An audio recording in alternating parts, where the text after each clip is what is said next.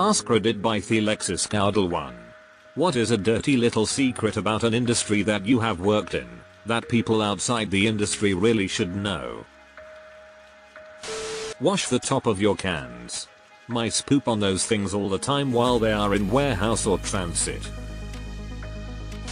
Not all that much of a secret, but I used to work in a peanut butter factory. We produced about 25-30ish different store brands ranging from very cheap to stupidly expensive. We had a grand total of 3 recipes: chunky, not chunky and no additives. Peanut butter should taste like peanut butter. I worked at a major jewelry company in the US. When we wanted to buy jewelry, we paid what it costs to make the product, material, labor, shipping, plus 10%. I paid around $115 for a pair of $950 diamond earrings. I worked wholesale diamond sales, so I had connections throughout the entirety of the industry. Made my wife's 15k plus engagement ring for about 3k. High volume recruiters spend an average of 10 seconds looking at her as you. You are a perfect fit for this job title that's not remotely close to what you have done in the past. Position based on your experience at company. We touch your food with our hands. Weird. And yes, we wash them so often that they might fall off. That, or you get assholes that wear gloves for 12 hours and never change gloves or wash their hands. It's so beautifully arranged on the plate you know someone's fingers have been all over it. Julia Child. They put little weights in lipsticks to make them feel more expensive so they can charge more. Same for Beats headphones. Zoos and museums are universally held together with double-sided tape. The size or prestige of the organization doesn't matter either. You guys can afford double-sided tape? HVAC guy here. Not really a secret, but homeowners sure think it is. Change your fucking filters. If you're ever buying bulk gravels and crushed stone from a local pit quarry that has scales to weigh the amount of product you're getting fucked because you're paying for water. Most of these pits quarries spray the living fuck out of their stockpiles before during operation to make the material heavier in the truck. Never buy by the ton, always buy aggregate by the cubic yard. It's a measure of volume, not weight. Source: I own a rock crushing business, multiple quarries, and I charge by the cubic yard to not screw the public. Sneaky. I always thought this was done to reduce dust. When the health inspector shows up, a mad scramble happens in the back to clean the kitchen while they start the inspection in the dining bar area of the restaurant. Yup. One manager will hold the health inspector up in the front of house while back of house is busy labeling and making sure minor violations they visibly see are dealt with. My billable hours are not the actual hours. Been there. Especially if you have a quota. There is a lot of money spent every year that decides where specific items are placed on grocery store shelves. If you're at a grocery store that's part of a chain, and you look at a shelf and there's an item that's approximately at our level, I guarantee you that the company that makes that item paid a lot of money to put them there. There's lots of weird psychological tricks that go on in terms of how stores are laid out. It's no coincidence candy is at a lower R level too. Las Vegas casino security. People kill themselves a lot in Las Vegas. They are always snuck outy back and guests rarely find out. So you are talking about hotel rooms and not in the middle of the casino floor amongst the game slot machine? If your business uses an inventory company, your numbers will not be correct. When I worked retail, we used to hire temps from our GIS to help us. We had to stop because they were so incompetent that they actually made the job take longer than if we did it ourselves. Ex-farmer here specifically. I worked at a bio-certified one since there were no pesticides or herbicides used. Every snail, every bug, every mouse had to be killed manually or by having a lot of their natural predators around, i.e. cats. The reason nobody buys tomatoes, or anything else with snail bites on them. How do you train the cats to eat the snails? Edit, never mind, French cats, Edit the second. Thank you all for awards. And now this is my most upvoted comment. I can live with this. If it's the first time a professor is teaching a course, there is a good chance they are just one lecture ahead of the rest of the class. And we usually vastly overestimate what's reasonable for people to understand in the course, so the first few years are usually harder, with the final exam marks significantly massaged while we cut out the portions of the course that are too difficult. People like to think that data analytics is some objective truth when there is so much bias and room for subjectivity in data collection, analysis, interpretation, and communication. Oftentimes insights are cherry-picked datasets deliberately presented to make a specific point rather than having the data craft the conclusion. The numbers don't lie, but the liars do the numbers.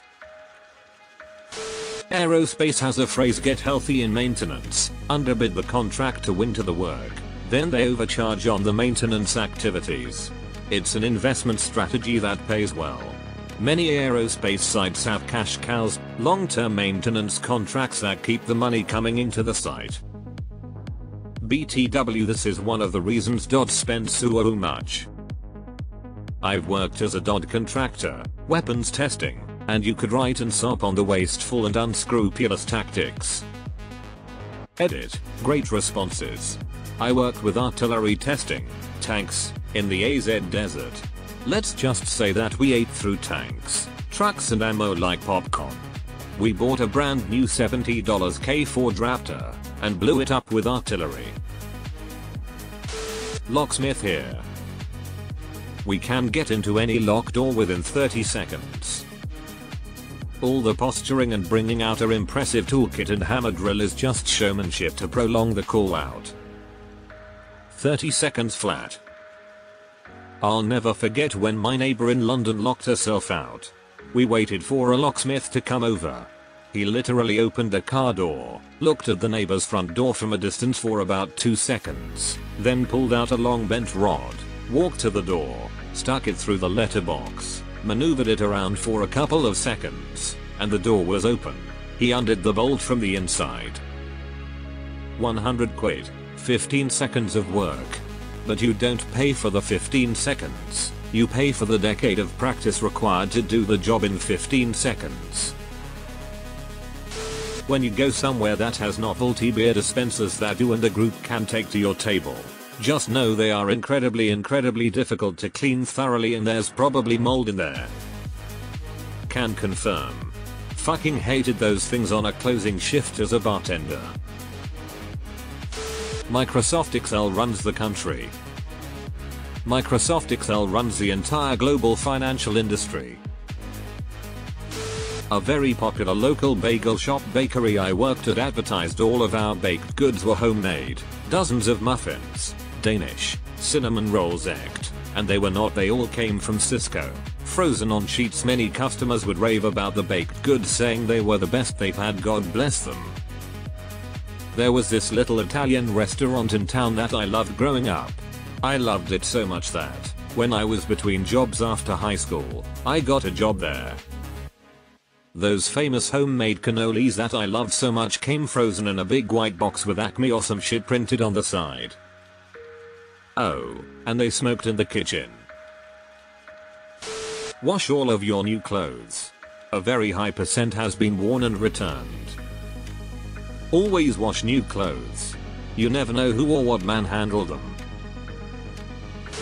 When an app pops up with a "do you like this app" thing, the yes button goes to the App Store for a review, the no button goes to an internal complaint process. This on average filters upset customers away from the App Store and artificially raises app score by a whole star on average. That is the only way most corporate service apps have 4 stars. Long time ago the company I worked for would only show this pop up if we detected things were going well in the app, no errors, etc. So even seeing the prompt in the first place is already biased towards people who are likely to rate positive. Nobody who actually sorts mail gives a shit about your package. The word fragile doesn't stop them from throwing it 20 feet into a metal container. It's really fun to pay $145 extra for hazmat shipping and see this box with explosive in big letters on the side show up at your front door with a big dent in the corner. Bedbugs are actually incredibly common in hotels. It's just that nicer hotels generally have better means of treating them. Like an exclusive bedbug spa? You don't get the healthcare you need or deserve unless you advocate for yourself. Same goes for your loved ones. I work in the cannabis industry. The decertified labs that test for compliance and potency are wildly inaccurate. We've sent tests to 7 different labs of the same material and received 7 different potency results. I used to work as a secretary at a roofing company. A common practice of scumbag roofing companies, in regards to rubber row home roofs, if your neighbor calls a scumbag roofing company and they fix their roof and then not long after you or another neighbor's house starts leaking, there's a terrible possibility that the scumbag company went out and knifed a hole in your roof. And X200B. They do this because your neighbor may recommend their company to you as their roof is no longer leaking. Scummy move. We fixed a leak ourselves and found it was caused by a big ol' nail. I wonder. I work in childcare. If your child has a milestone first at the center, we don't tell you. Taking first steps is the one that sticks out the most. I used to work in the infant room at a child care center. I 100% would ask if they've rolled over said mama etc. because they seemed really closed today. Keep an eye out for that, when really the kid did it 5 times that day.